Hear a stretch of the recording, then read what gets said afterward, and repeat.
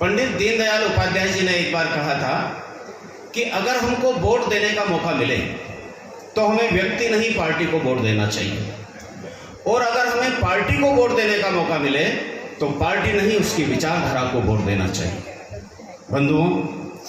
हमारा ये जो भारत है जिसमें हमने जन्म लिया, ये कितना प्राचीन राष्ट्र है।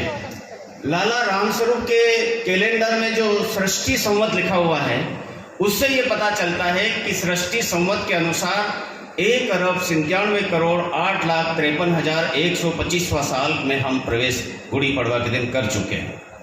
इतनी प्राचीन जिसकी विरासत हो, इसकी संस्कृति इतनी पुरानी हो,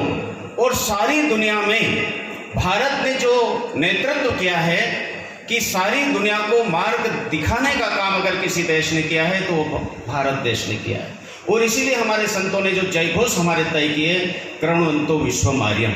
यानी सारी दुनिया को हम श्रेष्ठ बनाएं, जग सिरमौर बनाए भारत, दुनिया में भारत को पुनः हम सिरमौर बनाएं, और परम वैभवन नेतु मेदस्व राष्ट्रम, भारत में इस राष्ट्र को हम ऐसे परम वैभव पर, शिखर पर ले जाएं जो प्राचीन समय में हमारा भारत एक जमाने में दुनिया का मार्गदर्शक विश्व गुरु हुआ करता था। इसलिए हम सब लोग ऐसे देश में पैदा हुए कि इस देश में अगर हम पैदा हुए तो इसकी विरासत को आगे बढ़ाने का, इसकी संस्कृति को आगे बढ़ाने का, हस्तांतरित करने का, आने वाली पीढ़ी में बताने का काम ये हमारा भी है और हमारी सरकार का भी होना चाहिए।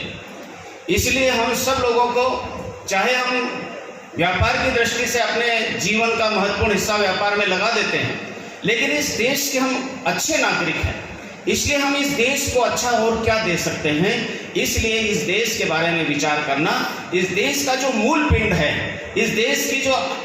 संस्कृति है, वो सांस्कृतिक राष्ट्रवाद को सामने रख करके भारतीय जनता पार्टी आगे काम करना चाहती है। ऐसा नहीं है कि 1951 में जनसंघ और फिर जनता पार्टी और फिर भारतीय जनता पार्टी बनी है, इसके पहले कोई इस विषय को लेकर के काम नहीं करता था। इसलिए हम सब लोग ये याद रखें कि इतनी प्राचीनतम संस्कृति को आगे बढ़ाने के लिए